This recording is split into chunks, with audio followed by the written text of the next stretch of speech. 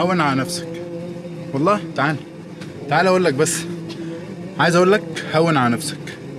هون على نفسك والله. مفيش حاجة في الدنيا كلها مستاهلة ان انت تزعل وان انت تيأس وان انت تفقد الشغف وان انت تبيع الدنيا والاخرة علشان ولا حاجة. كل حاجة رايحة، كله رايح. سبحان الله. هونها على نفسك علشان مفيش حد هيهونها عليك. انت اللي لازم تهونها على نفسك. انت اللي لازم تخرج نفسك من اي حاجة انت فيها. ليه؟ عشان مفيش حد هيقف معاك. مفيش حد هيقف معاك من بعد ربنا. بس لا ملجأ ولا منجى منك إلا إليك يا رب العالمين.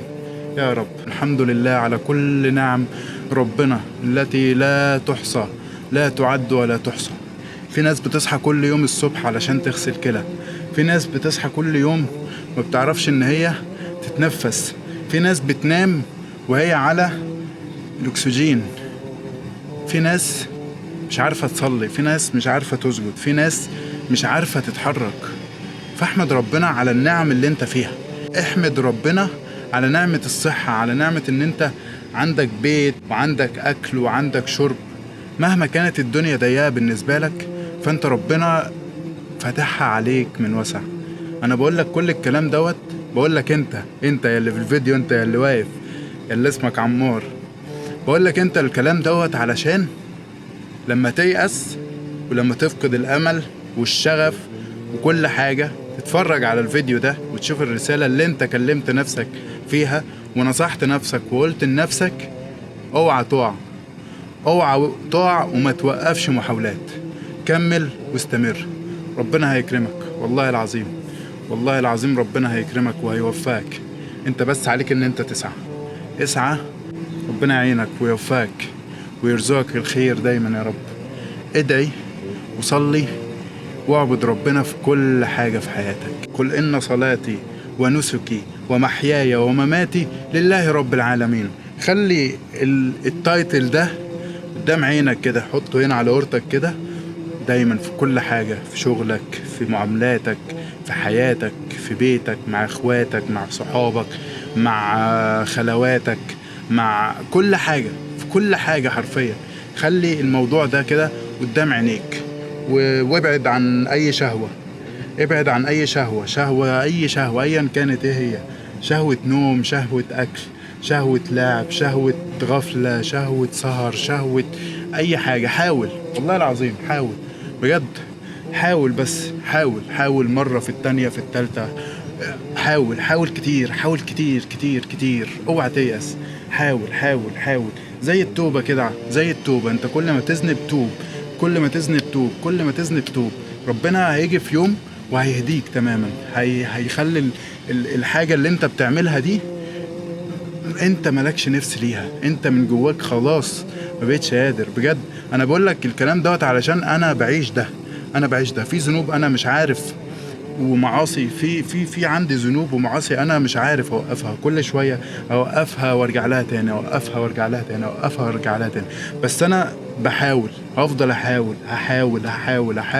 لحد ما يجي في يوم انا واثق من ده. انا واثق من دوت ان شاء الله ان ربنا هيهديني هدايه يعني هبكي ليها.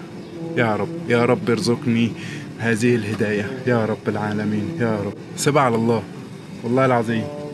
سيبها على الله وتفكر كده في خلق ربنا ده. بص تعالى اوريكم خلق ربنا. بصوا خلق ربنا جميل والله. سبحان الله سبحان الله. يا الله على الجمال. بصوا الجمال. سبحان الله سبحان الله.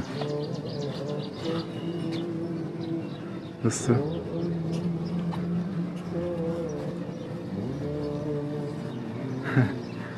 حلزونة. يا الله على الجمال. سبحان الخالق والله العظيم.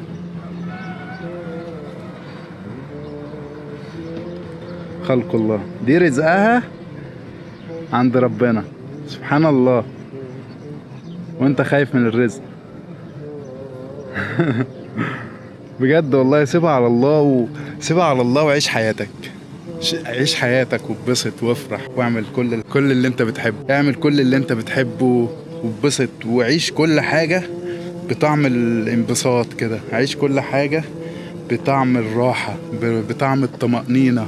وادعي ربنا كتير، ادعي ربنا كتير، وربنا بإذن الله هيكرمك بصدق. ادعي بصدق كده، بنية من جواك ان انت فعلا فعلا يعني ترجو الهداية من ربنا بجد. لان الهداية دي نعمة، مفيش حد يقدر يقول انا اقدر اهدي نفسي دلوقتي. لا، ده بيضحك على نفسه، ده بيضحك على نفسه والله.